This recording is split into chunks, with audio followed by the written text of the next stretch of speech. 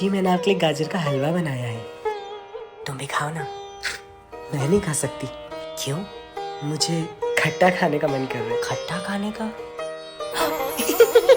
अरे ખાટું ખાવાનું મન થવું અને ઉબકા જેવું થવું, શું એનાથી પ્રેગ્નન્સી ડાયગ્નોઝ થાય? ના. પણ હા, આ વાત સાચી છે, પ્રેગ્નન્સી દરમિયાન ઘણી મહિલાઓને કંઈક ખાટી વસ્તુ, એકદમ ટેંગી શાર્પ વસ્તુ ખાવાનું મન થાય છે. કેમ કે મેઇન રીઝન આનું એ છે કે પ્રેગ્નન્સી દરમિયાન બીટા એચસીજી અને પ્રોજેસ્ટેરોન નામનો હોર્મોન્સ બોડીમાં ખૂબ જ વધારે વધી જાય છે, જેના લીધે પ્રેગ્નન્ટ લેડીને એકદમ ટેંગી વસ્તુ, શાર્પ અને ખાટું ને સ્વીટ વસ્તુ ખાવાનું મન થાય છે.